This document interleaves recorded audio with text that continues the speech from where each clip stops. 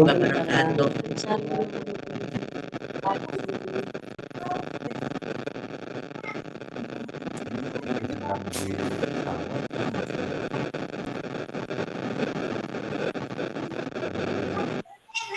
Sedang di pesawat Dari perjalanan apa, Pak? dari bukan ya itu tadi ada yang gembresek itu seperti sedang di pesawat. Oh, tak kirain Bapak yang di pesawat. Saya di pinggir pantai, Bu. Dan ngisis.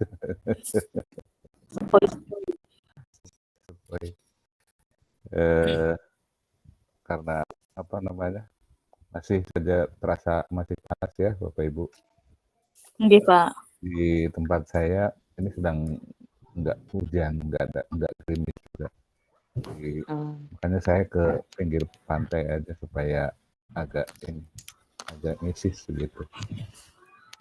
Kalau di sini hujan tadi Pak besar banget, hujan terus. Iya? Di Alhamdulillah. sini belum hujan sama sekali. Terus Ini kalau mau udan barat malah banjir.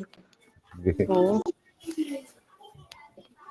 Sekalian juga supaya apa namanya tidak membuat sumuk Bapak Ibu begitu ya. Tampilan nilai itu sekarang itu belum final Bu, karena lewat proses yang berlapis yang tetap harus di refresh dulu baik oleh saya maupun oleh Bu Eti, kemudian juga oleh Bapak Ibu di ini apa namanya di jendelanya atau di akunnya Bapak Ibu juga di refresh, dan itu akan final setelah selesai proses tahapan lokakarya, yaitu nanti di akhirnya itu komprehensif gitu. Jadi setelah ini kan ada peer teaching, kemudian nanti ada komprehensif gitu. Nah baru selesai komprehensif menjelang PPL gitu, itu nilai lokakarya itu difikskan semuanya gitu. Karena nggak berdiri sendiri, tidak berdiri sendiri. Jadi kalau Bu Hasanah misalkan belum apa namanya belum lengkap semua, masih kelihatan seperti kecil-kecil begitu. Itu di apa namanya di tempat yang lain, bukan di tempat yang lain, semuanya begitu, semuanya belum lengkap seperti itu gitu. Jadi nilai finalnya itu nanti setelah ujian komprehensif. Jadi tahapan lokakaryanya kan ini yang modul ya, modul pengembangan perangkat, kemudian nanti penilaian prakteknya itu di peer teaching, kemudian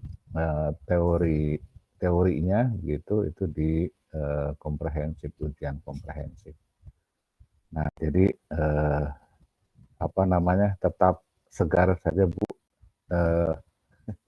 tidak usah jadi nambah sumu begitu ya. Iya, teman-temannya nilainya bagus-bagus, tempat saya kok cuma 42 ya Pak. Iya, Jadi bingung.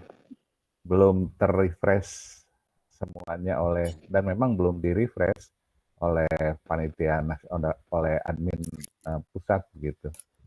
Jadi sementara tampilannya sesuai dengan kondisi di masing-masing akun gitu. Ada yang bisa akses lengkap keseluruhan gitu. Mungkin sudah ngeklik refresh atau belum, atau mungkin pas kebetulan kondisi aksesnya itu sedang baik begitu, sehingga semua nilai yang sudah diberikan itu terakses gitu. Walaupun keliru juga kalau besar-besar Bu, jadi ya belum ini ya, belum final, karena kalau besar-besar keliru berarti belum dibagi itu dengan komponen apa namanya lokakarya gitu. Jadi belum, prinsipnya atau intinya belum final gitu. Saya menduga sih, memperkirakan kemungkinan nanti nilai akhir Bapak Ibu sekalian itu rata-ratanya antara 80 sampai 90. Saya sudah Amin. saya sudah memperkirakan dari awal. Jadi kalau sekarang itu masih perjalanan, belum ini semua, belum lengkap semua, dan belum normal semua gitu lihat nilainya seperti itu. Ya, makasih. Oke, mudah-mudahan tidak menambah sumuk ya, Ibu. Tidak menambah Dan gerah itu, gitu. dan itu ini kan diskusinya diisi menawi rampung enjang-enjang sakit boten. Sebenarnya sampai ujian komprehensif, Bu. Oh iya. Jadi kalau sudah ujian komprehensif menjelang mau masuk ke PPL itu kan sudah beda mata kegiatan. Nah, itu baru ditutup gitu. Tapi saran saya ini usi binafsi wa iya ya. Jadi saran saya terhadap diri saya sendiri, terhadap ibu-ibu, bapak-bapak begitu. Meskipun batasnya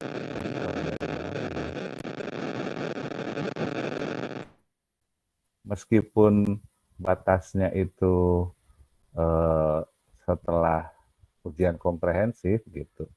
Tapi mari bersama-sama kita selesaikan secepatnya gitu. Kalau bisa sih ya, kalaupun ini molor atau lewat pendalaman materi, lewat pengembangan perangkat pembelajaran, ya mungkin 1 hari atau 2 hari lah gitu sudah selesai. Jadi di saat peer teaching itu kan ada waktu nganggurnya ya Bapak Ibu. Jadi tidak perlu persiapan yang banyak kalau peer teaching. RPP atau modul ajar kan sudah gitu ya, tinggal diupload saja. Kemudian nanti praktek melakukan pembelajaran secara online. Tapi siswanya adalah teman-teman Bapak Ibu gitu ya, sesama teman Bapak Ibu.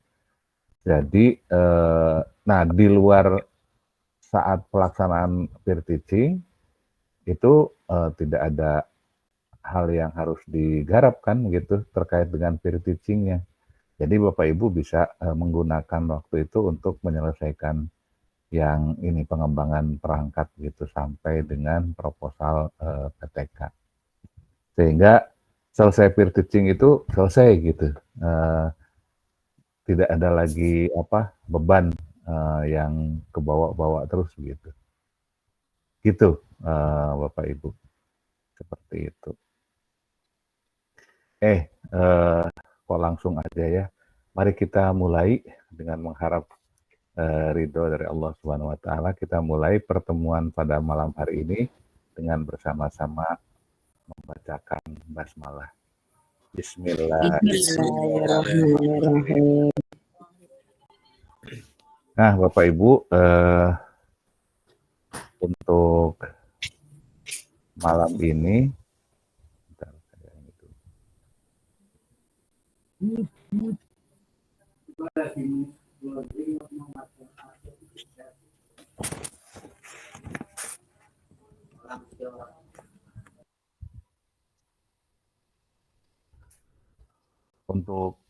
ini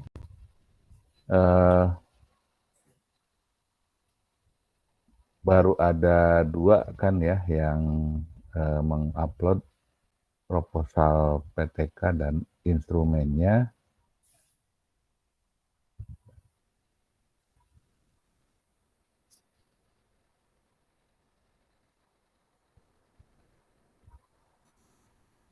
Dan setelah saya lihat,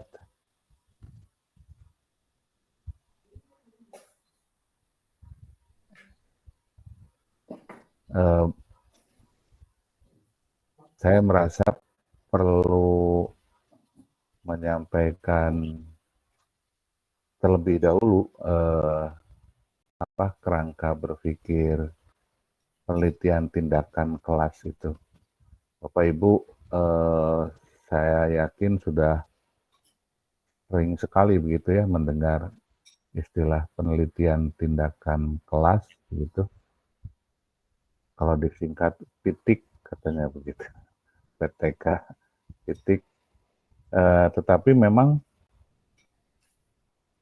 termasuk yang di dalam modulnya juga begitu ya. Eh, apa masih sering sekali menurut saya begitu pemahaman yang belum tepat terkait dengan penelitian tindakan kelas itu. Ada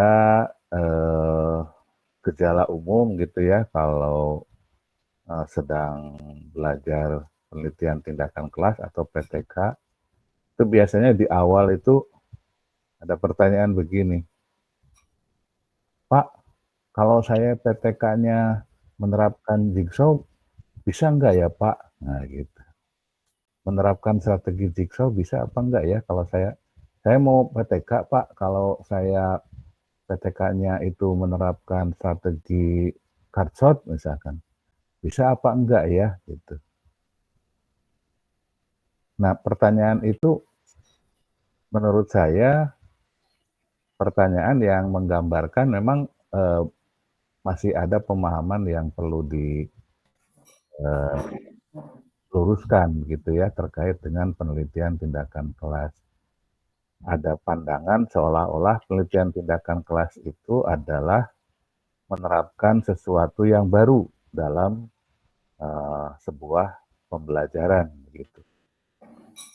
Padahal iya sebenarnya beda-beda tipis ya.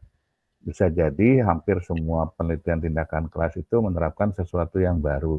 Tapi tujuannya bukan menerapkan sesuatu yang baru gitu. Tujuannya itu tujuan PTK itu adalah untuk mengatasi permasalahan dalam sebuah pembelajaran gitu.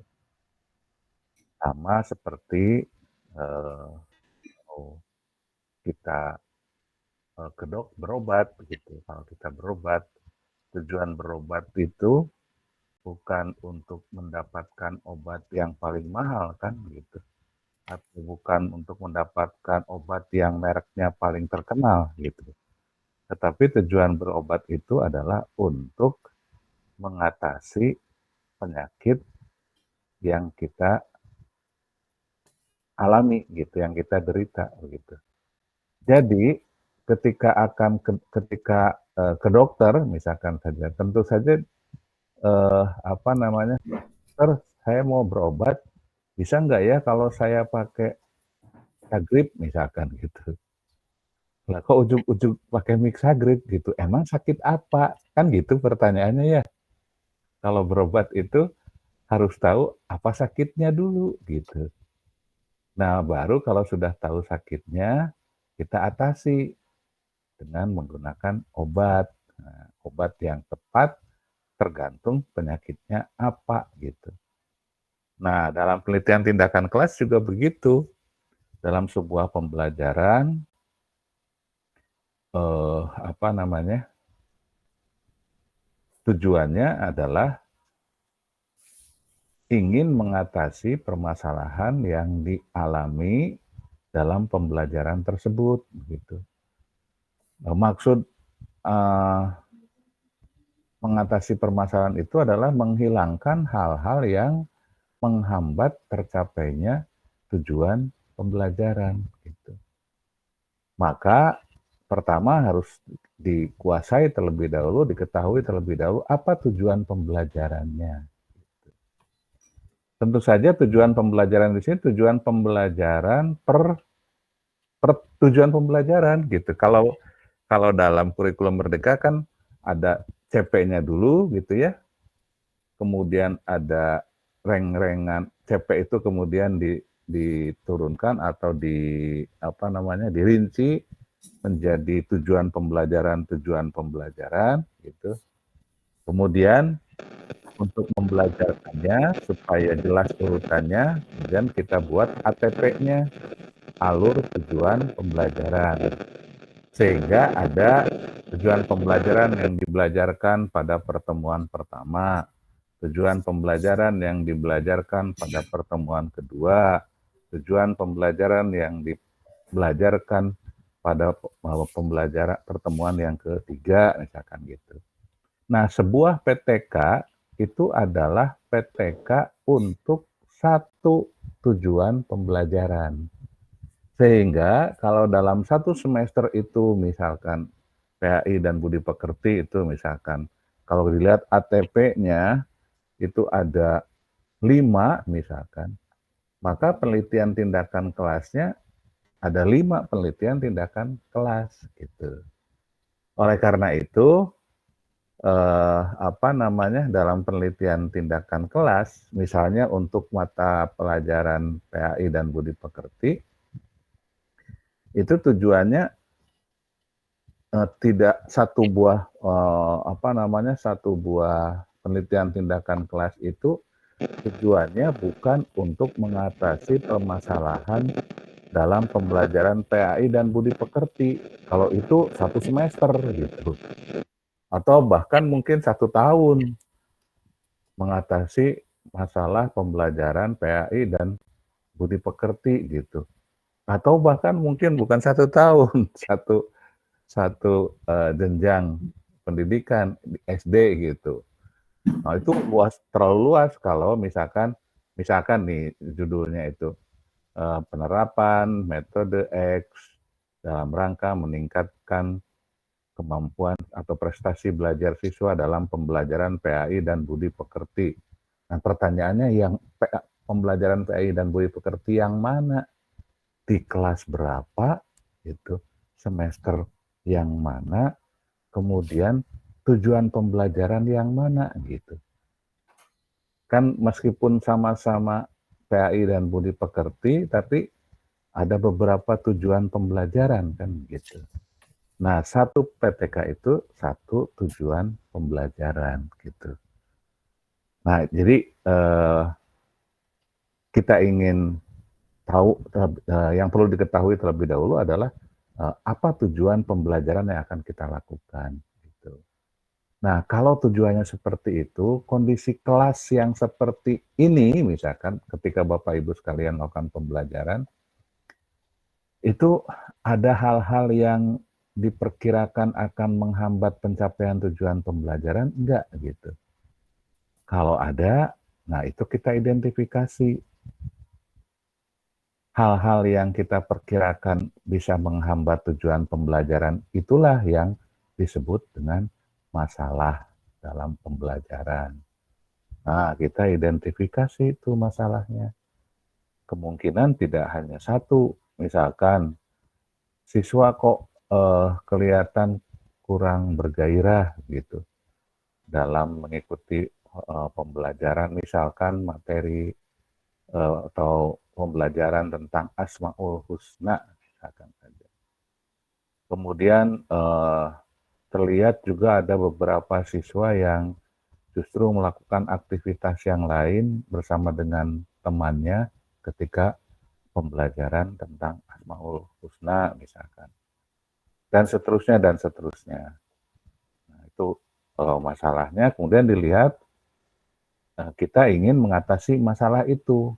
Tapi kalau mengatasi masalah dalam jumlah banyak, dalam waktu yang bersamaan gitu kan nggak bisa, maka kemudian kita pilih mana masalah yang barji barbeh begitu.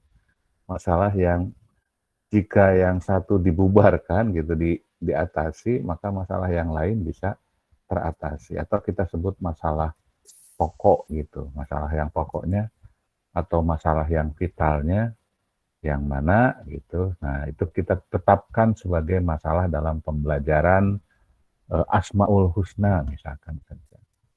Nah, setelah diketahui masalahnya, kemudian kita lakukan studi literatur atau cari informasi.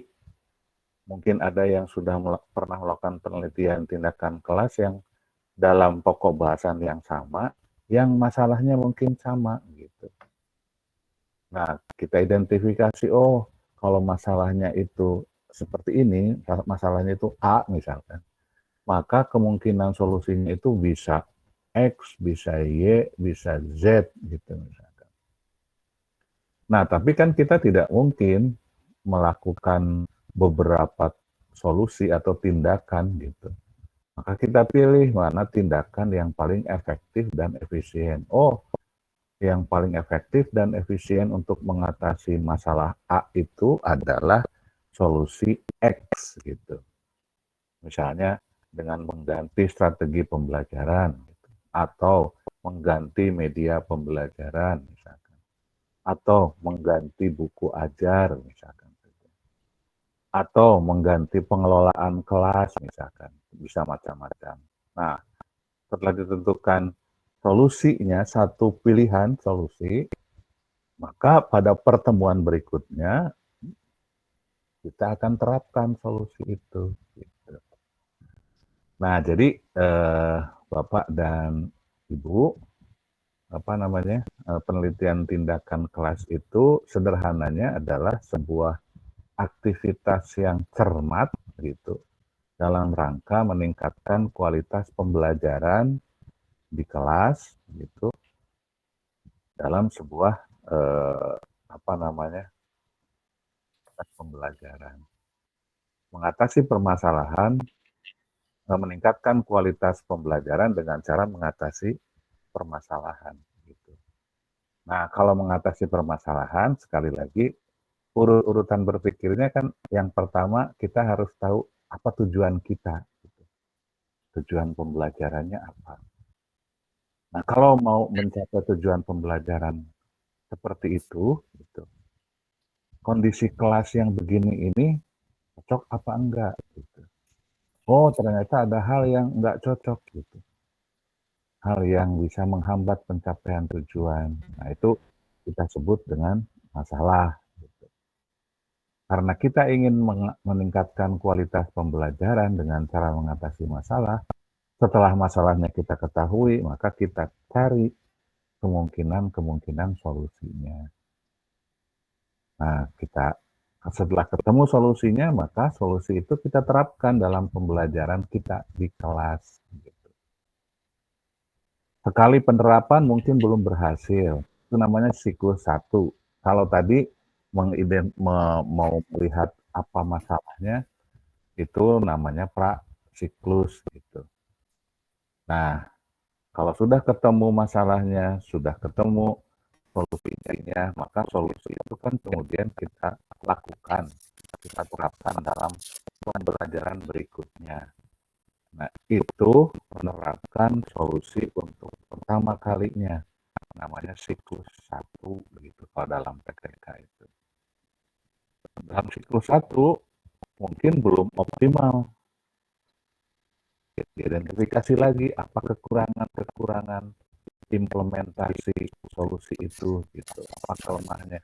Oh, siswa masih begini itu karena waktu menerapkan solusinya itu guru begini mestinya enggak begitu gitu. Nah, itu jadi catatan perbaikan.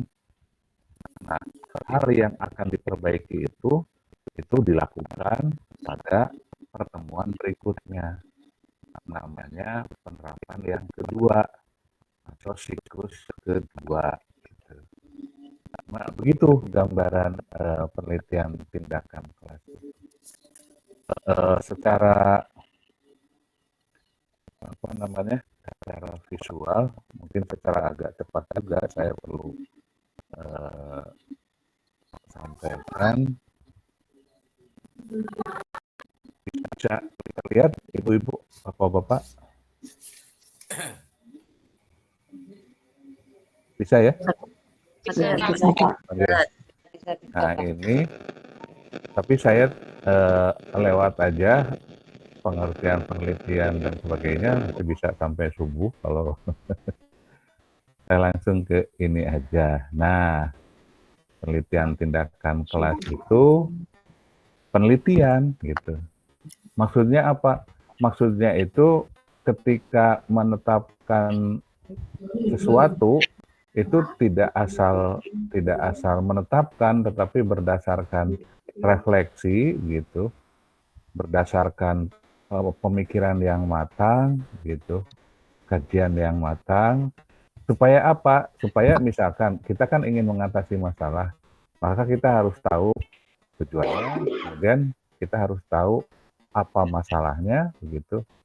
Nah, ketika menentukan masalah itu hal yang penting karena bisa jadi apa yang kita anggap sebagai masalah itu sebenarnya bukan masalah misalkan. Misalkan ada anak yang nggak bisa diam ketika belajar misalkan, ketika pembelajaran. Nah itu belum tentu masalah. Bisa jadi anak itu anak yang kinestetik gitu, sehingga nggak usah disuruh diam gitu. Karena kalau disuruh diam itu menyiksa bagi anak yang kinestetik misalkan saja. Nah sehingga apa yang kita anggap masalah sebenarnya bukan masalah. Atau yang kita anggap masalah, yang tidak kita anggap masalah, padahal sebenarnya itu masalah. Makanya harus reflektif gitu. Ini sebenarnya upaya untuk meningkatkan kualitas pembelajaran di kelas. Jadi guru itu, kita itu lebih serius gitu ketika mengamati atau berhadapan dengan segala hal yang terjadi di kelas gitu. Ini itu gejala apa ya? Kita refleksi, kita pikir gitu. Tapi tidak usah pakai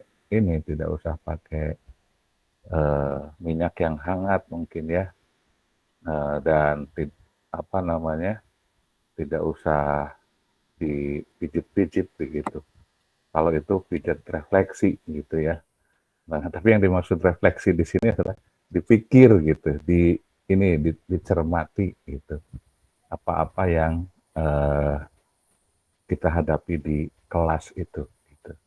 Nah, setelah diketahui ternyata ada hal yang bisa menghambat pencapaian tujuan pembelajaran, maka kita sebut itu sebagai masalah. Kita punya inisiatif, punya niatan untuk mengatasi masalah itu. Gitu. Maka kemudian dicari beberapa alternatif solusi. Dalam penelitian tindakan kelas, solusi itu disebut dengan tindakan. Gitu. Kenapa disebut tindakan? Karena solusi itu yang nanti akan diterapkan sebagai sebuah tindakan dalam pembelajaran. Gitu.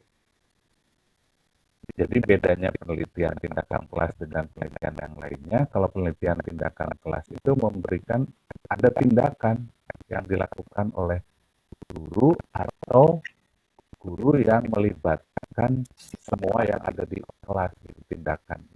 Kalau dalam penelitian pada umumnya yang lain kan kita hanya observasi, cuma melihat gitu, nanyain gitu ya, bertanya dan lain sebagainya, tanpa kita menerapkan tindakan apa-apa untuk mempengaruhi objek yang kita teliti gitu. Karena kalau kita melakukan tindakan untuk mempengaruhi objek yang kita teliti, nantinya jadi tidak objektif penelitiannya, katanya gitu. Nah, kalau penelitian tindakan kelas justru harus begitu. Jadi tidak objektif, Pak. Ya memang tidak netral penelitian tindakan kelas itu. Tidak objektif gitu, tetapi berpihak pada apa? Berpihak pada perbaikan kualitas pembelajaran di kelas. Gitu. Jadi ada tindakan yang diterapkan oleh guru. Gitu. Nah, berikutnya, karenanya Bapak Ibu sekalian, PTK itu terkait dengan persoalan praktek pembelajaran sehari-hari yang dialami oleh guru. Jadi PTK itu hanya ngomongin apa yang terjadi di kelas gitu.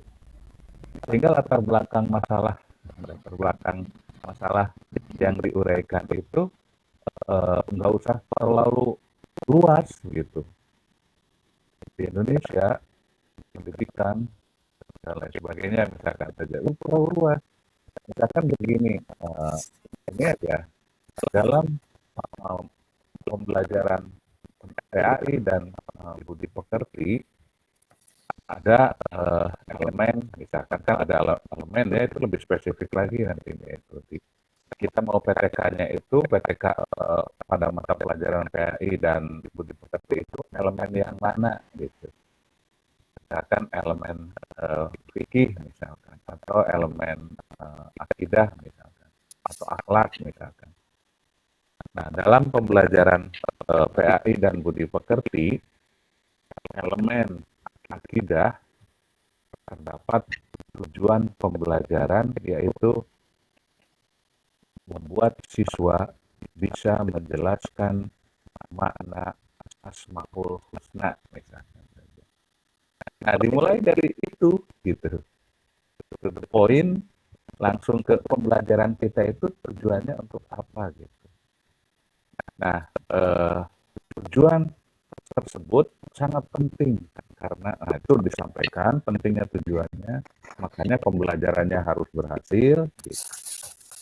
Nah, tetapi dalam pertemuan awal disinyalir atau dilihat terdapat indikasi masalah yang bisa menghambat pencapaian tujuan pembelajaran tersebut.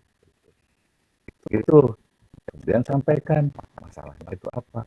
Di antara beberapa masalah yang berhasil peneliti amati atau penulis amati adalah 1, 2, 3, 4 gitu. Nah gitu, jadi enggak apa, kita itu tidak sedang melakukan penelitian di area penelitian yang luas gitu. Tapi penelitiannya di kelas untuk pembelajaran mata pelajaran yang kita ampu dalam satu alur tujuan pembelajaran gitu. Sebuah tujuan pembelajaran dari beberapa alur tujuan pembelajaran.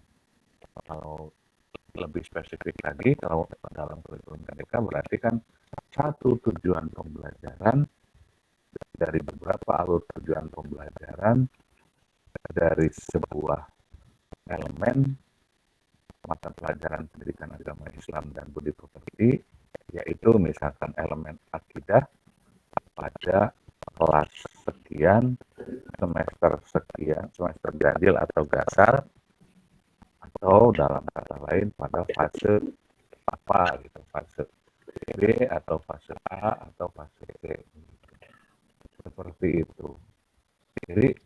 Jadi sesempit itu gitu, sespesifik itu penelitian tindakan kelas itu. Nah, kemudian ini syarat mutlak terselenggaranya penelitian tindakan kelas adalah adanya sense of crisis gitu. Kemauan kita untuk secara terbuka mengakui adanya kelemahan atau kekurangan dalam kegiatan pembelajaran. Kalau misalkan ada masalah dalam pembelajaran Bapak Ibu, nggak ada, ya nggak akan ada penelitian tindakan kelas gitu. Kalau seperti itu, kalau nggak merasa ada masalah gitu. Jadi penelitian tindakan kelas itu bisa terselenggara kalau ada sense of crisis. Kemudian, nah bagaimana cara melakukan penelitian tindakan kelas? Nah, ada beberapa langkah dalam sebuah siklus penelitian tindakan kelas. Nah, jadi ada 1, 2, 3, 4. 1, 2, 3, 4 itu adalah langkah-langkah dalam satu siklus penelitian tindakan kelas. Mulai dari perencanaan, kemudian menerapkan apa yang direncanakan, yaitu melalui tindakan, kemudian sambil melakukan tindakan, kita melakukan pengamatan. Siapa yang mengamati? Peneliti. Siapa peneliti? Guru. Gitu. Jadi dalam penelitian tindakan kelas, penelitinya itu adalah guru di kelasnya. Gitu. Artinya di kelas pembelajaran mata pelajaran yang diampunya. Seperti itu. Mungkin Bapak Ibu pernah mendengar ada kolaborator gitu ya dalam penelitian tindakan kelas. Secara metodologis ada kolaborator itu jadi lebih baik karena ada pengamat yang lebih jernih dari luar. Kan penonton itu biasanya lebih pinter melihat kelemahan pemain. Gitu. Nah, tetapi karena penelitian tindakan kelas ini disarankan untuk dilakukan setiap kali kita melakukan pembelajaran. Jadi sebenarnya ini cita-cita pengaju atau yang mengkampanyekan penelitian tindakan kelas itu sebenarnya adalah setiap kita mengajar, saat itu juga kita melakukan penelitian tindakan kelas. Gitu. Nah, jadi mengajar yang baik adalah mengajar sambil penelitian tindakan kelas. Gitu. Nah, kalau seperti itu, kalau harus ada kolaboratornya, berarti setiap kali mengajar kita nggak sendirian. Gitu. Padahal realitasnya setiap kali kita mengajar ya kita sendiri gitu. Tidak mengganggu orang lain untuk menjadi kolaborator dalam penelitian kita. Meskipun secara metodologis bagus gitu, tetapi secara praktis menjadi kurang efisien gitu. Maka guru dituntut untuk menguasai penelitian tindakan kelas, tidak hanya mengetahui saja, tidak hanya memahami saja, tetapi juga memiliki keahlian gitu. Seperti misalkan keahlian melakukan pengamatan. Mengamati siapa? Mengamati dirinya sebagai guru yang mengajar gitu, mengamati para siswanya, mengamati kondisi di kelasnya gitu. Jadi sambil menerapkan tindakan dalam proses pembelajaran, sambil melakukan pengamatan juga gitu. Selesai melakukan pembelajaran dalam rangka menerapkan tindakan gitu dan dilakukan pengamatan, maka hasil pengamatan itu kemudian direfleksi gitu. Direfleksi apa yang masih menjadi kelemahan dan seterusnya. Hasil refleksi itu nanti menjadi bahan untuk melakukan PTK siklus yang kedua, direncanakan lagi. Oh, kekurangannya ini, berarti harus dilakukan A, B, C. Nah, A, B, C itu kemudian direncanakan bagaimana cara untuk mengimplementasikannya, langkah-langkahnya seperti apa. Kemudian nanti diterapkan lagi, sambil diamati, direfleksi lagi. Siklus kedua, kalau belum optimal, siklus yang ketiga, muter lagi gitu, perencanaan lagi, tindakan lagi, pengamatan lagi, refleksi lagi, dan seterusnya. Gitu. Nah, itulah desain umum penelitian tindakan kelas. Gitu. Kemudian, ini perencanaan, tindakan, tadi sudah saya sampaikan. Nah, rancangannya kemudian kita tuangkan dalam proposal PTK. Ada banyak format sistematika proposal PTK, tapi secara umum kita bisa pilih yang sederhana, yaitu yang seperti ini. Tidak ada bab-babnya, jadi hanya satu bagian saja. Atau ada yang rinci. Atau yang rinci umumnya itu 3 bab gitu. Seperti yang di modul gitu ya, ada bab 1-nya pendahuluan, bab 2 kerangka teori dan hipotesis, bab 3 metode penelitian gitu. Apa kekurangan dan kelebihan dari yang sederhana tadi, yang singkat dengan yang rinci? Kalau yang singkat lebih sederhana ketika kita menyusun proposalnya. Tetapi ketika kita mau menyusun laporan hasil PTK-nya, itu butuh tambahan yang banyak. Gitu. Tapi kalau kita buat proposalnya dengan format yang lebih rinci, bab 1, bab 2, bab 3 ini, ketika menyusun laporan penelitian, tinggal menambahkan bab 4. 1 bab saja gitu. Karena ininya sudah ada. Tidak seperti kalau yang proposal dalam bentuk yang singkat tadi itu. Nanti ketika membuat laporan maka TK-nya harus buat bab 1-nya, harus buat bab 2-nya, bab 3-nya, kemudian bab 4 dan bab 5 kesimpulannya.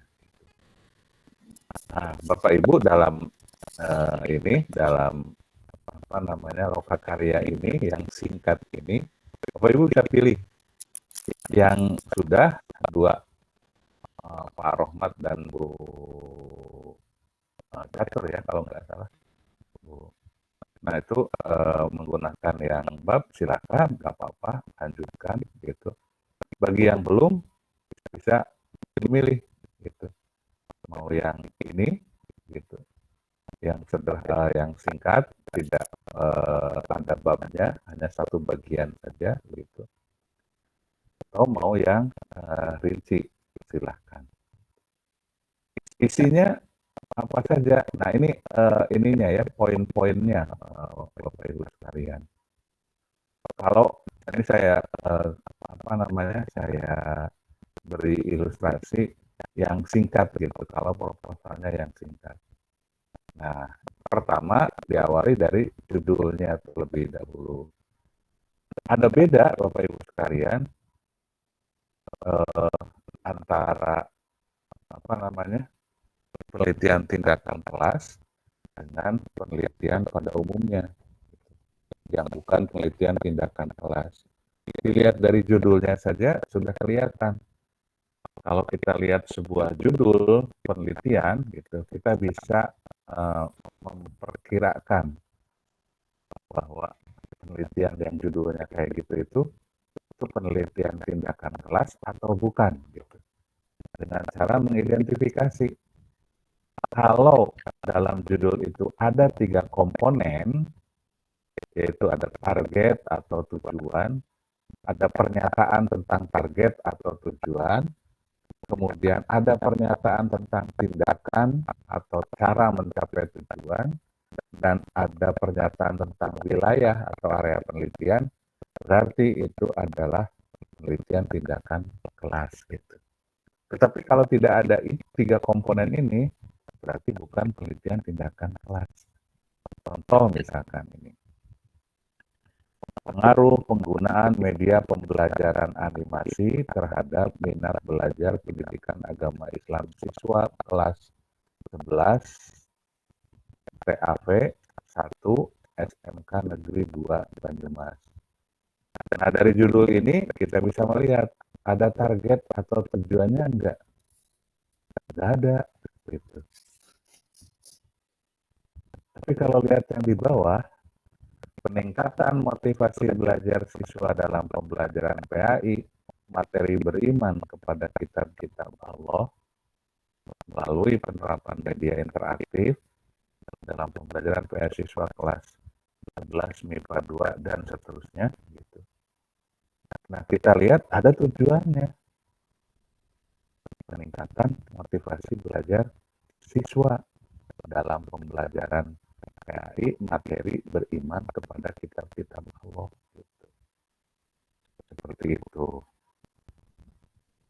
Itu targetnya. Target dari penelitian ini adalah untuk meningkatkan motivasi gitu. Artinya ada target untuk berubahnya kondisi siswa ke arah yang lebih baik. Nah, kalau yang di atas, pengaruh penggunaan media pembelajaran animasi, itu nggak ada targetnya.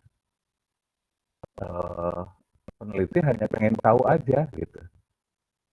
Pengen tahu pengaruh penggunaan media pembelajaran animasi terhadap minat belajar pendidikan agama Islam. Tapi yang kedua, yang di bawah itu ada targetnya. Jadi melakukan penelitian ini untuk merubah kondisi siswa ke arah yang lebih baik. Kalau yang di atas kan nggak ada kondisi siswanya yang berubah apa tuh, nggak ada gitu. Nah kemudian yang kedua ada uraian ataupun penyampaian tentang tindakan atau cara mencapai tujuan. Ya karena tidak ada tujuannya di judul yang pertama, maka nggak ada juga ungkapan tentang tindakan atau cara mencapai tujuan. Nah, kalau di sini nih yang di bawah itu. Tindakan atau cara untuk mencapai tujuannya apa? Melalui penerapan media interaktif. Itu caranya. Kemudian wilayah atau area penelitiannya itu dalam pembelajaran PAI siswa kelas 11 MIPA 2, yaitu dalam materi beriman kepada kitab-kitab Allah. Gitu. Nah, jadi dari judul penelitiannya itu sudah bisa dilihat kalau ada 3 komponen ini, maka itu adalah penelitian tindakan kelas. Gitu. Hal lainnya lagi adalah spesifik. Gitu. Jadi tidak hanya dalam pembelajaran PAI dan budi pekerti, tetapi dalam pokok bahasan apa gitu, atau dalam tujuan pembelajaran apa gitu, atau dalam materi apa gitu, yang merupakan target atau tujuan pembelajaran dalam sebuah tujuan pembelajaran sebuah TP begitu. Kalau dalam kurikulum Merdeka itu sebuah TP gitu. Jadi bukan dalam pembelajaran PAI dan budi pekerti secara luas begitu. Itu judulnya. Kemudian setelah proposal dianggap matang, dilakukan tindakan, kemudian pengamatan, kemudian dilakukan pencatatan hasil pengamatan, jadi dilakukan refleksi. Ini masih penjelasan siklus yang tadi itu ya. Hasil dari refleksi berupa feedback, selanjutnya sebagai dasar untuk melakukan perencanaan siklus berikutnya. Nah, kalau pada siklus tertentu itu sudah sesuai, sudah selesai gitu, sudah sesuai dengan target atau tujuan PTK, apa tujuan PTK-nya itu sesuai dengan tujuan pembelajaran gitu. Maka siswa sudah bisa menjelaskan misalkan makna Asmaul Husna misalkan. Nah, kalau dari hasil pengamatan kita, pengamatan itu bisa dilakukan berbagai hal gitu, bisa juga dengan tes begitu. Dari hasil tes kita ternyata sudah 90% siswa yang mendapatkan nilai 90 ke atas misalkan. Maka dianggap sudah tercapai tujuannya, lalu kemudian dilaporkan gitu, laporannya dituangkan dalam laporan PTK yang formatnya kurang lebih seperti ini. Nah, jadi kalau yang tadi kalau yang format PTK-nya 3 bab, berarti tinggal nambahi bab 4 dan bab 5 saja. Tapi kalau yang formatnya singkat, sederhana, tidak ada babnya, hanya satu bagian, nah, maka harus bikin bab 1 dulu, bab 2, bab 3, kemudian bab 4, bab 5. Nah, kemudian oleh karena itu, berdasarkan apa yang saya sampaikan tadi, latar belakang masalah, alurnya begini. Pertama, kemukakan tujuan pembelajaran. Tujuan pembelajaran dari pembelajaran yang mau kita lakukan itu apa gitu. Jadi di awal latar belakang masalah itu tidak selalu harus mengatakan pendidikan adalah begitu ya. Umumnya kan kalau penelitian tentang pendidikan latar belakang masalahnya itu selalu aja diawali dengan pendidikan adalah sesuatu yang pendidikan adalah dan sebagainya. Nah, langsung aja kemukakan tujuan pembelajarannya kalau dalam PTK gitu ya. Dalam pembelajaran PAI dan budi pekerti terdapat satu tujuan pembelajaran yang cukup penting, yaitu tujuan pembelajaran dalam elemen akhlak misalkan saja pada fase B misalkan, yaitu pada kelas 4 semester ganjil, terdapat tujuan pembelajaran yang sangat penting, yaitu pembelajaran diharapkan mampu membuat para siswa bisa menjelaskan makna Asmaul Husna misalkan. Nah, kemudian berikutnya kemukakan pentingnya tujuan pembelajaran tersebut.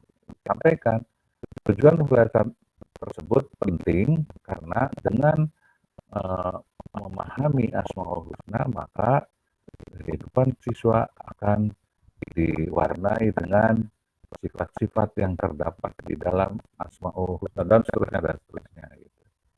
Setelah itu kemudian sayangnya dalam pembelajaran awal penulis menemukan adanya beberapa hal yang bisa menghambat tercapainya tujuan pembelajaran tersebut, yaitu satu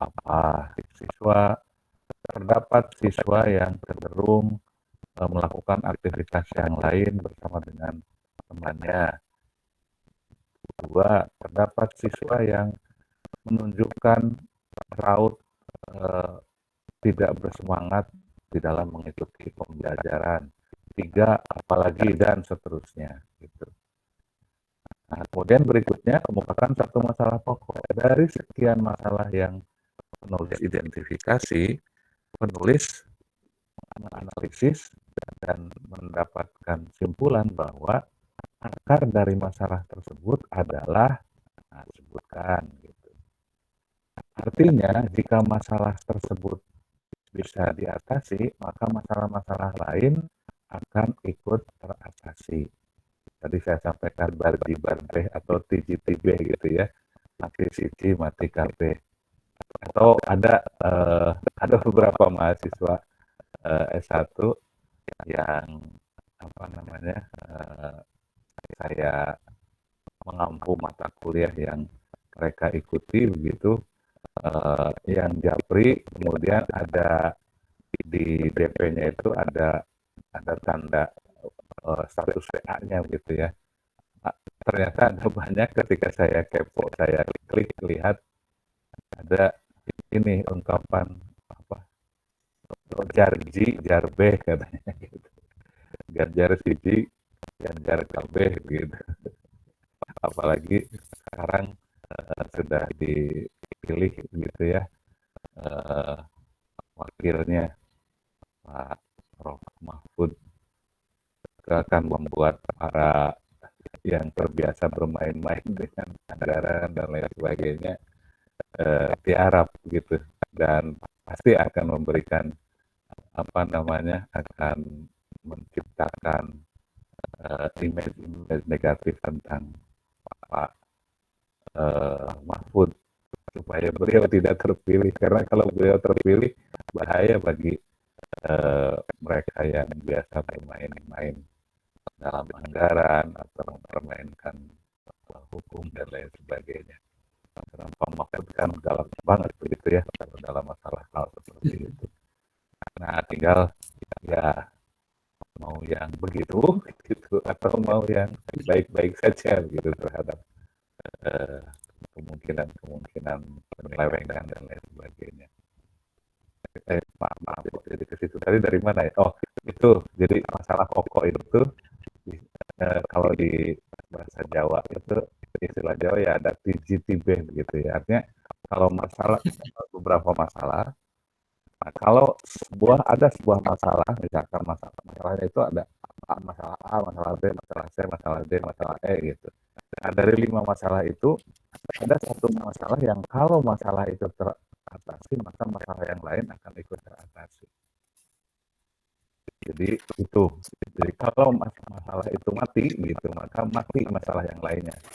Nah, biasa disebut dalam percakapan, kayaknya sih, yang saya juga orang Banyumas gitu ya, tapi dalam percakapan Banyumas kan disebut tiji tibe gitu atau bardi barbe gitu.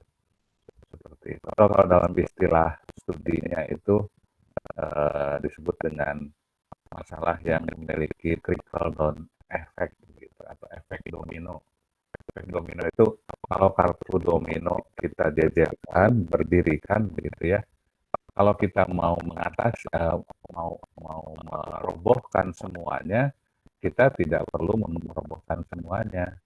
Cukup merobohkan satu saja, yaitu yang memiliki efek domino atau memiliki trickle down effect. Yang paling pinggir itu kita jatuhkan saja, tapi jatuhkannya ke dalam, bukan keluar. Kalau kita jatuhkan ke dalam, nyenggol yang sampingnya kan gitu, nyenggol lagi, akhirnya jatuh semuanya gitu. Mati siji, mati kabeh gitu. Itu masalah pokok. Nah, kemudian berikutnya di latar belakang masalah, kalau masalah pokoknya sudah kita sampaikan, nah kemudian untuk mengatasi masalah tersebut, berdasarkan hasil kajian penulis, ada beberapa potensi atau ada beberapa alternatif solusi, yaitu 1 apa, 2 apa, 3 apa, dan seterusnya. Gitu. Atau kalau mau lebih rinci, bisa ke kemungkinan penyebab dulu. Tadi kan sudah ditemukan masalah yang titik B itu satu masalah. Nah, kemudian kita coba masalah karena gitu. Ada penyebab masalah. Gitu. Beberapa kemungkinan penyebab masalah. Dari beberapa itu kita pilih satu yang kita anggap menjadi masalah penyebab yang pokok gitu.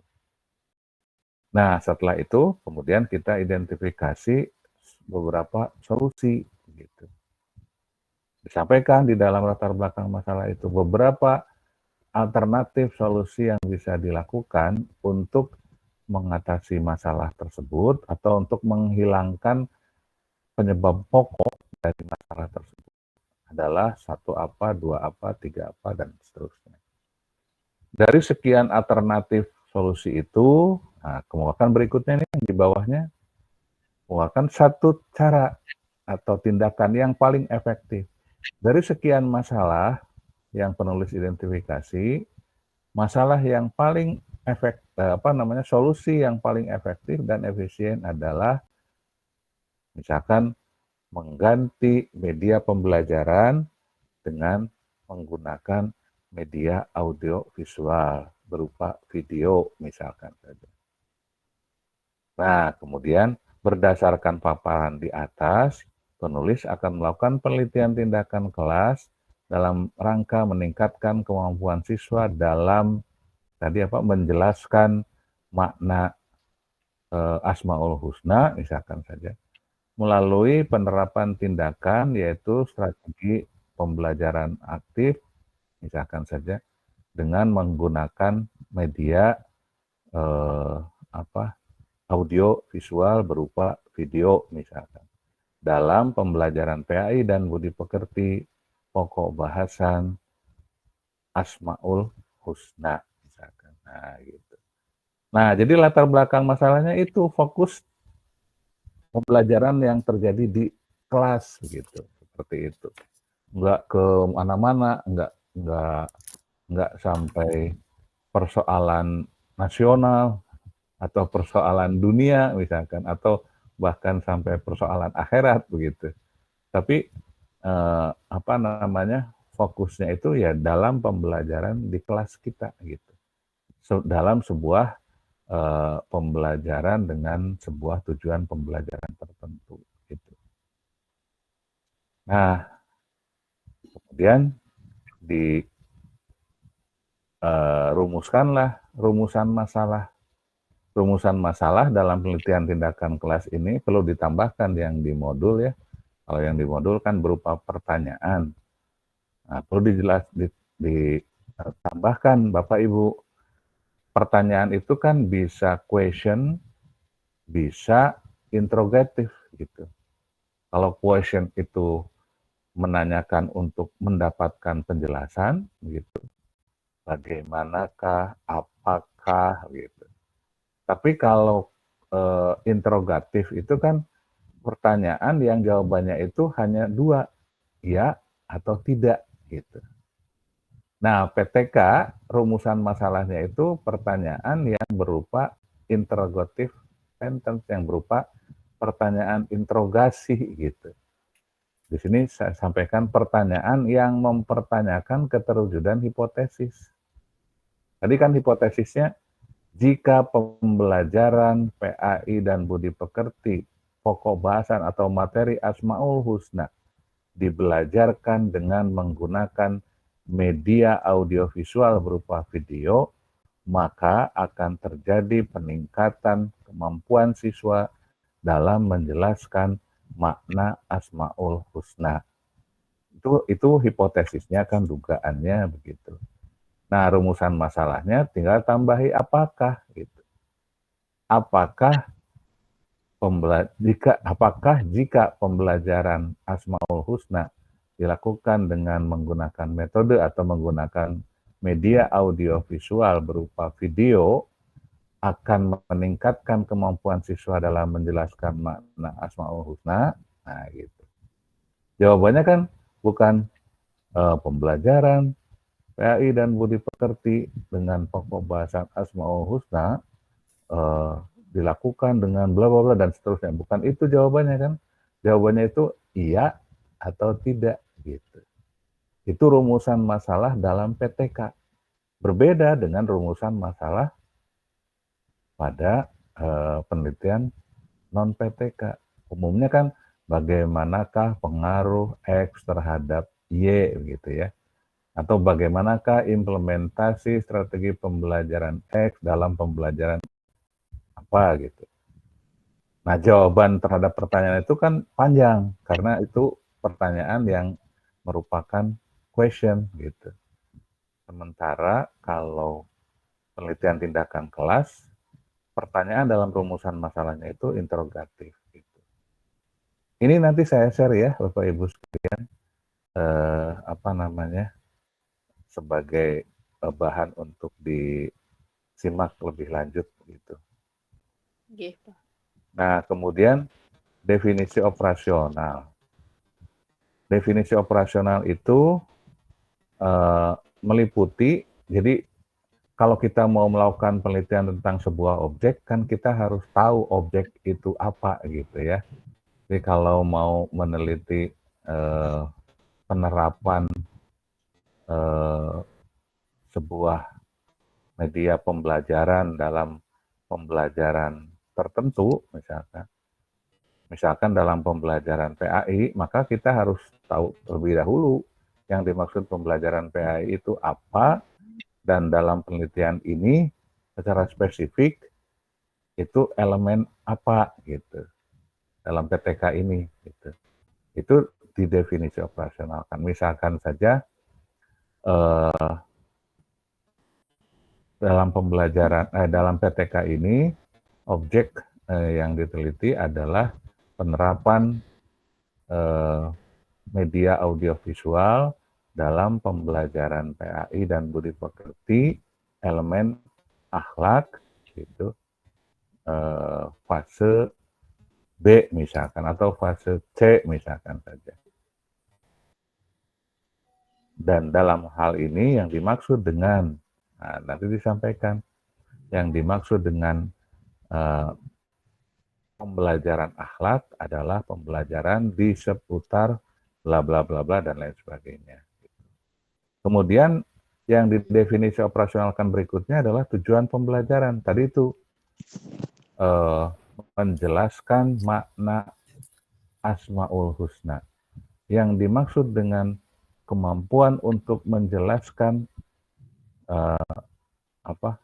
makna Asmaul Husna adalah kemampuan siswa untuk bla bla bla dan seterusnya. Kemudian definisi operasional tentang tindakan. Ini bukan maksudnya tindakan adalah, bukan. Dalam PTK itu tindakannya apa? Tadi misalkan menggunakan media audiovisual berupa video. Maka yang didefinisi operasionalkan di sini adalah media audiovisual yang berupa video adalah media yang di dalamnya mengandung unsur visual dan mengandung unsur audio, yaitu berupa video, yaitu jelaskan lagi bla bla bla dan seterusnya gitu. Itu tindakannya. Kemudian yang didefinisi operasionalkan juga tolak ukur kebelajaran PTK gitu. Karena tujuan dari pembelajaran yang akan diteliti karena tujuan dari pembelajaran yang akan diteliti melalui penelitian tindakan kelas ini adalah membuat siswa memiliki kemampuan dalam menjelaskan Asmaul Husna, maka PTK ini dinyatakan berhasil jika tujuan pembelajaran tersebut juga telah berhasil dan seterusnya. Itu definisi operasionalnya. Nah, kemudian tujuan penelitian, karena PTK ini tujuannya kan untuk meningkatkan kualitas pembelajaran, ya kita sampaikan meningkatkan kualitas pembelajaran PAI dan budi pekerti, khususnya dalam pembelajaran pokok bahasan apa atau khususnya dalam tujuan pembelajaran apa gitu. Dengan indikator pencapaian prestasi belajar siswa, minimal siswa mampu tadi itu menjelaskan makna Asmaul Husna misalkan. Nah, kemudian ini signifikansi atau kegunaan penelitian menjadi inspirasi dalam meningkatkan kualitas pembelajaran bagi pembelajaran sejenis, yaitu pembelajaran PAI dan budi pekerti dalam tujuan pembelajaran membuat siswa mampu menjelaskan Asmaul Husna dan seterusnya. Gitu. Seperti itu. Kemudian telaah pustaka, pada bagian telaah pustaka berisi penjelasan teoritis tentang pembelajaran X. Nah, penelitian kita, penelitian tindakan kelas dalam pembelajaran apa? Dalam pembelajaran PAI dan budi pekerti, elemen akhlak gitu, dengan tujuan membuat siswa mampu menjelaskan makna Asmaul Husna gitu. Nah, ya, dijelaskan secara teoritis. Kemampuan menjelaskan makna Asmaul Husna itu apakah kognitif, dominan kognitifnya, atau dominan afektifnya, atau dominan psikomotornya, dijelaskan di sini. Gitu. Kenapa dijelaskan apakah dominan kognitifnya, afektifnya, atau psikomotornya? Ini dalam rangka untuk mengidentifikasi alternatif solusinya begitu. Kalau misalkan tujuan pembelajaran yang akan kita teliti melalui PTK itu lebih banyak berada di wilayah afektif, maka nanti solusinya juga atau alternatif solusinya, tindakannya itu tindakan yang mengarah pada perbaikan afektif gitu atau afeksi. Kalau ternyata lebih dominan kognitif tujuan pembelajarannya, ya kemungkinan besar nanti solusinya atau tindakannya yang mengarah kepada perbaikan kognitif dan seterusnya gitu. Nah, kemudian telah pustaka teori tentang tindakan. Jadi tindakannya itu menggunakan media audiovisual berupa video. Nah, dijelaskan teori tentang hal itu gitu. Teori tentang media audiovisual berupa video. Nah, kemudian diakhiri dengan kerangka berpikir tindakan. Kerangka berpikir tindakan itu menyampaikan latar belakang masalah dari awal sampai akhir, tapi lebih singkat. Gitu. Kerangka berpikir tindakannya begini, misalkan saja. Salah satu tujuan pembelajaran yang cukup penting dalam pembelajaran PAI dan budi pekerti pada elemen akhlak adalah membuat siswa mampu menjelaskan makna Asmaul Husna gitu. Tujuan pembelajaran itu penting karena bla bla dan seterusnya. Akan tetapi sayangnya dalam pembelajaran awal ditemukan beberapa masalah, yaitu bla bla gitu. Masalah itu bisa diatasi dengan beberapa solusi, antara lain bla bla disebutkan 1 apa, 2 apa, 3 apa. Setelah dianalisis, solusi yang paling efektif di antara solusi-solusi tersebut adalah menggunakan media audiovisual berupa video. Gitu. Oleh karena itu, peneliti akan melakukan penelitian tindakan kelas dalam rangka meningkatkan kemampuan siswa dalam menjelaskan makna Asmaul Husna melalui pembelajaran dengan menggunakan media audiovisual berupa video. Nah, itu kerangka berpikir tindakan itu begitu. Narasi yang menyampaikan gambaran di latar belakang masalah dari awal sampai dengan akhir. Sederhananya sebenarnya menggambarkan alasan mengapa penelitian tindakan kelas itu dilakukan. Itu telah pustaka. Di akhir nanti ada hipotesis. Akhir dari telah pustaka itu adalah hipotesis tindakan. Beda juga dengan hipotesis penelitian yang lainnya. Hipotesis pada penelitian tindakan kelas itu rumusnya ada rumusnya. Rumusnya atau formulasinya jika titik titik titik titik maka titik titik titik titik titik titik gitu. Jika pembelajaran PAI dan budi pekerti elemen akhlak pokok bahasan Asmaul Husna dibelajarkan dengan menggunakan media audiovisual berupa video, maka akan terjadi peningkatan kemampuan siswa dalam menjelaskan makna Asmaul Husna. Gitu. Nah, ini hipotesis tindakan. Kalau hipotesis dalam penelitian yang lain, bukan penelitian tindakan kelas, itu kan hipotesisnya itu bukan kalimat bersyarat gitu, tetapi kalimat positif. Terdapat hubungan yang signifikan antara X dengan Y gitu. Itu kan hipotesis dalam penelitian yang bukan penelitian kelas. Nah, perlu saya garis bawahi juga di modul dituliskan hipotesis jika ada. Kalau penelitian tindakan kelas harus ada hipotesisnya gitu. Bukan jika ada, harus ada, pasti ada gitu penelitian tindakan kelas itu. Nah, kemudian pada bagian metode penelitian dijelaskan, ini saya kira tidak terlalu asing bagi Bapak dan Ibu. Nah, hanya yang ini bagian B, kerangka teknis siklus 1. Nah, ini dijelaskan perencanaan itu Bapak Ibu melakukan apa saja pada tahapan perencanaan. Pada tahapan implementasi apa yang dilakukan, langkah-langkah implementasi solusi dijelaskan di sini. Kemudian pada tahapan observasi apa yang Bapak Ibu lakukan?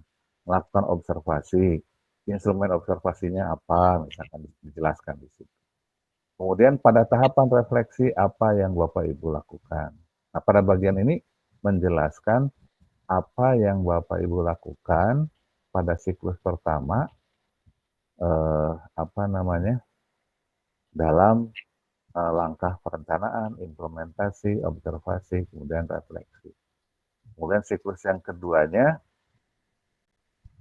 kalau sudah dilaksanakan penelitian kelasnya, berarti tinggal dituangkan ke sini apa yang terjadi pada tahapan perencanaan, apa yang terjadi pada tahapan implementasi dan seterusnya. Itu metode penelitian. Nah, kalau sudah, berarti tinggal dilaporkan sistematika laporan penelitiannya. Seperti ini. Nah, kemudian instrumen PTK secara garis besar itu instrumen yang digunakan pada prasiklus untuk mengidentifikasi masalah, begitu. Contohnya seperti ini. Jadi Bapak Ibu juga perlu diluruskan juga ya, di dalam modul itu ada tabel instrumen PTK, kemudian jenis instrumen gitu ya. Ya, menyebutkan instrumen PTK, kemudian menyebutkan jenis instrumen PTK itu sama-sama aja kan sebenarnya. Nah, tapi yang tepat menurut saya adalah yang kolom pada tabel yang sebelah kiri itu bukan instrumen PTK, tetapi metode pengumpulan data gitu. Wawancara. Wawancara itu bukan instrumen. Wawancara itu cara, ya, cara untuk mengumpulkan atau menggali data gitu. Nah, mengumpulkan atau menggali data dengan cara wawancara itu butuh alat atau enggak gitu. butuh instrumen atau enggak. Instrumen itu alat. Gitu.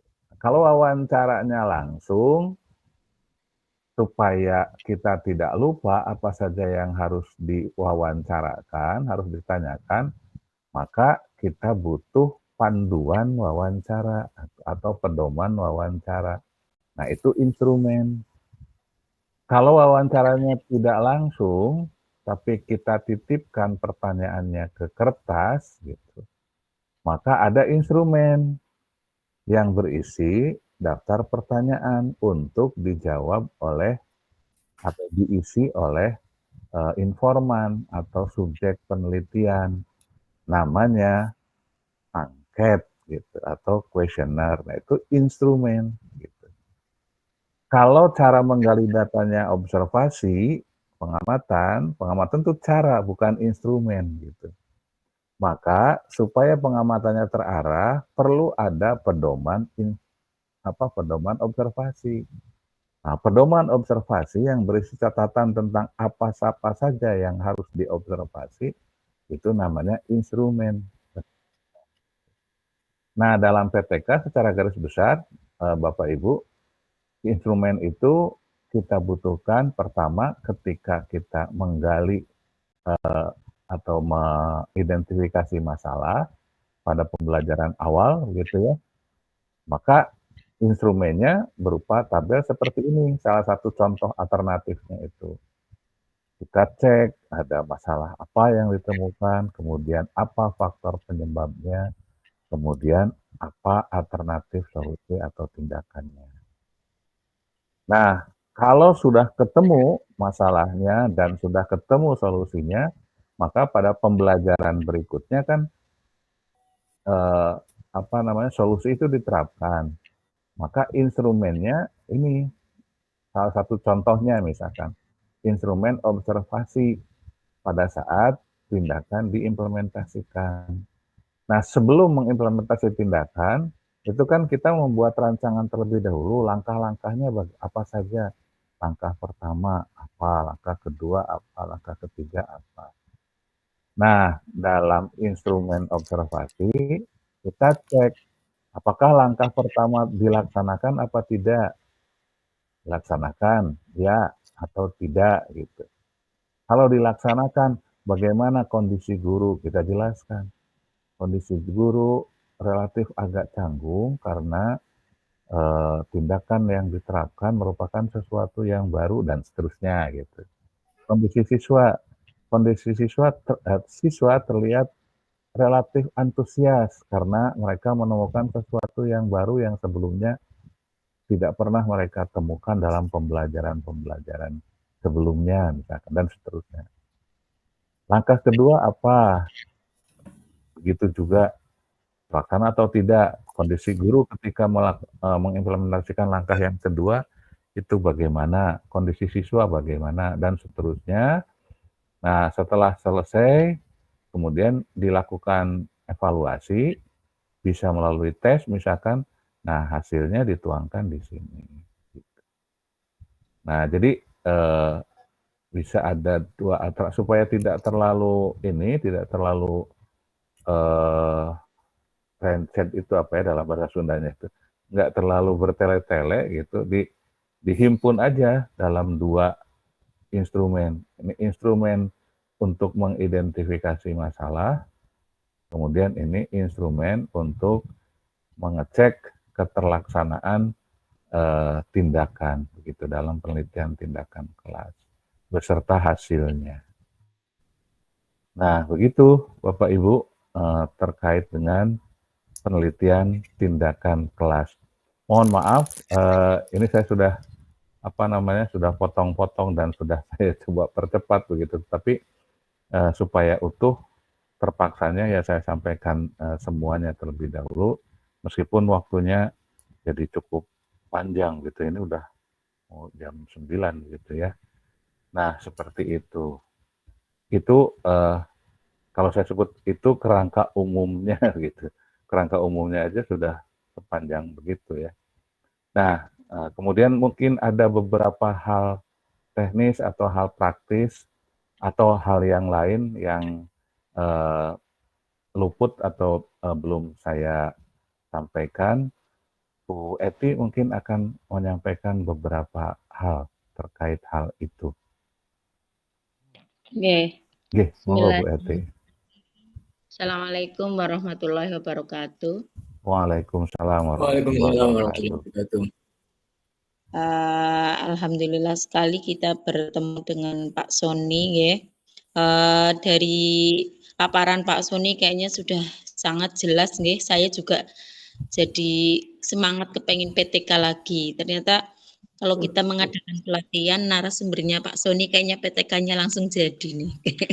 Karena sangat detail sekali dalam menyampaikan gambaran-gambaran umum terkait PTK. Jadi Bapak Ibu guru memang untuk PTK awalnya memang sulit, awalnya dirasa berat, tapi jika sudah dilakukan itu sebenarnya menjadikan kita semakin semangat, semakin evaluasi diri untuk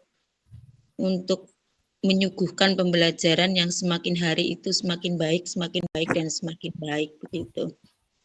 Catatan pentingnya mungkin tadi Pak Sony sudah disampaikan di latar belakang itu harus jangan terlalu umum ya, terus di rumusan masalah kata kalimatnya juga sudah harus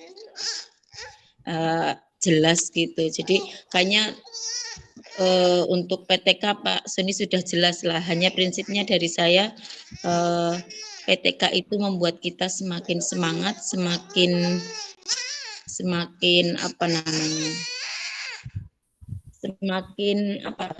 ingin menyuguhkan pembelajaran yang menarik bagi anak dan kalau saya bilang PTK itu janjane ngangeni gitu ya. Jadi ketika kita belajar, oh ini kayaknya di PTK kan menarik deh.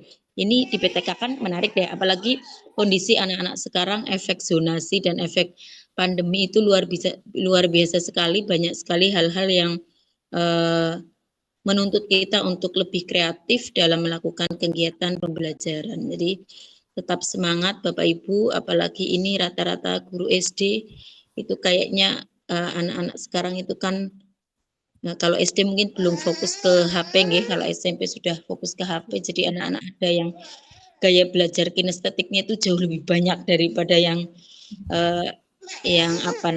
yang audio visual itu lebih banyak yang gerak terus, yang tidak mau diem gitu. Mungkin itu saja catatan dari saya, bahwa berkata berkali-kali insya Allah akan mendapatkan pembelajaran yang semakin hari semakin baik. Mungkin itu saja Pak Sony dan teman-teman, tetap semangat, insya Allah nilainya baik semualah gitu ya. Amin. Waalaikumsalam warahmatullahi wabarakatuh. Baik, terima kasih Bu Eti. Kemudian hal-hal yang menjadi masukan atau catatan dari Bu Eti terkait dengan penelitian tindakan kelas ini, Bapak Ibu, mudah-mudahan setelah ini bisa untuk Pak Rohmat dan Pak Bu Catur, Bu Catur ya, kalau tidak salah, yang sudah Pak Rohmat dan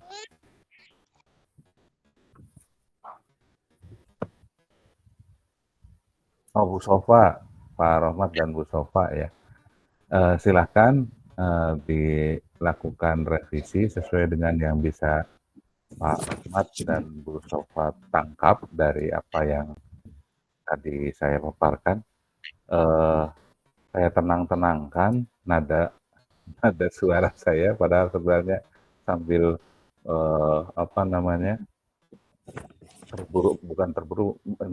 meningkat begitu ya, karena Bapak Ibu sekalian, penelitian tindakan kelas ini kan dibelajarkannya 1 semester ya. Ini hanya setengah malam atau setengah hari, tambah juga langsung mengerjakan gitu. Jadi ini juga simalakama, kalau penjelasannya kepanjangan, waktu untuk mengerjakannya jadi terkuras begitu ya, terkurangi. Tapi kalau tidak ada arahan begitu, khawatirnya apa namanya, terlalu jauh begitu ininya. Ada kekurang tepatan yang terlalu jauh gitu. Jadinya ya yang bisa kita lakukan ya seperti ini, Bapak Ibu sekalian. Nanti apa PPT yang barusan saya share juga ke Bapak Ibu sekalian begitu untuk dicermati sebagai bahan juga untuk ingat-ingat hal yang perlu diperbaiki apa. Bagi yang belum, saya yakin bukan belum ya, tapi sudah buat, tapi belum rampung, belum selesai karena mungkin ada beberapa hal yang masih itu nanti ngarahnya ke mana ya gitu. Pak, bagian ini itu mestinya bagaimana dan seterusnya. Mudah-mudahan dengan apa yang kita bicarakan tadi bisa banyak membantu begitu menyelesaikan, sehingga tinggal diklik diselesaikan saja apa malam ini atau besok pagi begitu, sehingga mudah-mudahan besok malam sudah selesai sehingga Bapak Ibu sekalian dan kita juga begitu, karena kayaknya saya dan Bu Eti juga Bu Eti jadi peer teaching apa namanya, jadi guru penilai gitu.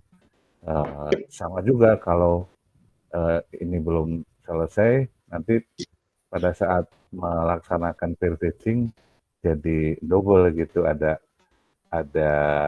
apa, ada sisa yang harus diselesaikan juga begitu. Nah, mudah-mudahan bisa segera diselesaikan, baik menyelesaikan tugasnya maupun juga menyelesaikan penilaiannya, termasuk saya dan Bu Eti begitu. Mudah-mudahan bisa segera begitu ya Bapak Ibu sekalian. Bahwa kita ingin yang ideal, iya, tetapi kita kan dibatasi waktu begitu. Jadi sesuai dengan yang bisa kita lakukan dalam waktu yang terbatas ini, gitu. Seperti itu. Mungkin begitu ya Bapak Ibu sekalian, seperti tadi saja, seperti tadi atau kemarin begitu ya, jika nanti dalam perjalanan mengerjakan ada hal yang ingin ditanyakan, silakan ditanyakan, dan mohon maaf kalau saya lebih banyak menjawab dengan japri, dengan apa namanya, dengan voice note gitu, supaya cepat dan mudah-mudahan sih jadi lebih jelas gitu dibandingkan kalau saya jawab dengan chat begitu, karena redaksi tulisan itu kadang-kadang bisa menimbulkan apa namanya, multi interpretasi gitu ya, karena tidak ada ininya, tidak ada apa dinamika notasinya gitu. Jadi seperti datar aja kalau tulisan kan, nggak ada penekanannya atau nggak ada yang lain-lainnya. Dengan voice note mudah-mudahan bisa memperkecil kesalahpahaman dalam menangkap apa yang kita bicarakan atau komunikasi kita. Begitu mungkin Bapak Ibu sekalian, untuk pertemuan malam ini. Atau sekali lagi barangkali ada yang hal yang mau disampaikan, silakan. Oh ya, Bu Betty. Oh, Bu Betty. Iya, Pak. Terima kasih. Yang akan saya tanyakan, misalkan permasalahan PTK itu langsung bisa diatasi, berarti tidak perlu ada siklusnya, Pak? Atau gimana? Siklusnya hanya satu berarti. Oh, jadi, satu. Ya. Kan ada implementasinya kan, berarti tindakan itu dilaksanakan. Nah, itu disebut siklus 2. Siklus 1. Siklus 1 ternyata sudah optimal hasilnya gitu. Ya tidak usah dipanjang-panjangin lagi gitu. Malah lebih bagus begitu. Jadi tidak ada aturan harus berapa siklus gitu. Tapi ukurannya adalah sudah tercapai secara optimal atau enggak tujuannya. Kalau sudah tercapai dalam hanya satu siklus, itu bagus berarti. Tapi kalau Oke. misalkan ternyata belum gitu, ya jangan pura-pura sudah tercapai semuanya gitu. Tapi itu kan untuk kelas kita juga gitu. Dalam realitasnya maksud saya tentu saja. Kalau dalam dalam PPG ini, dalam Lokakarya ini itu kan banyak diasumsikan siklus yang kedua itu, atau diasumsikan siklus pertama belum optimal. Kemudian diasumsikan siklus kedua sudah optimal gitu. Meskipun tidak selalu begitu kan gitu. Jadi kalau di Lokakarya atau di PPG ini 2 siklus gitu, itu bukan berarti bahwa PTK itu harus 2 siklus gitu. Enggak. PTK bisa hanya 1 siklus, bisa 2 siklus, bisa 3 siklus, bisa 4 siklus gitu. Tapi kalau kebanyakan siklus ya nggak efektif juga gitu. Jadi kurang efisien waktunya gitu. Begitu Bu Betty. Oke. Barangkali ada lagi yang lainnya? Sudah terwakili oleh Mbak Betty, Pak. Tadi Oh, mau iya. menanyakan terkait dengan siklus, apakah harus 2 kayak gitu. Oke, baik. Seperti itu, Bu Hasna dan Bapak dan Ibu yang lainnya. Kalau sudah, kita tutup saja pertemuan, kita akhiri terlebih dahulu pertemuan pada malam hari ini dengan harapan semoga banyak manfaat yang bisa kita peroleh, Bapak Ibu sekalian. Amin. Amin. Nah, sekarang ada yang lain selain amin gitu. Amin Allahumma amin. Enggak, maksud saya tadi saya nemu di WA, status WA para mahasiswa yang mungkin suka terhadap Pak Ganjar. Tadi apa? Jarji Jarbeh gitu. Tapi ada juga yang di WA statusnya itu ini GoFood. Itu setelah tadi diumumkan gitu. GoFood itu Ganjar Pranowo dan Mahfud gitu. GoFood. Ada lagi. Nah, tinggal menunggu dari Pak Prabowo ini mau sama Mas Gibran atau mau sama Pak Erik atau mau sama siapa begitu ya. Baik, begitu. Demikian kita tutup dengan bersama-sama bacakan hamdalah.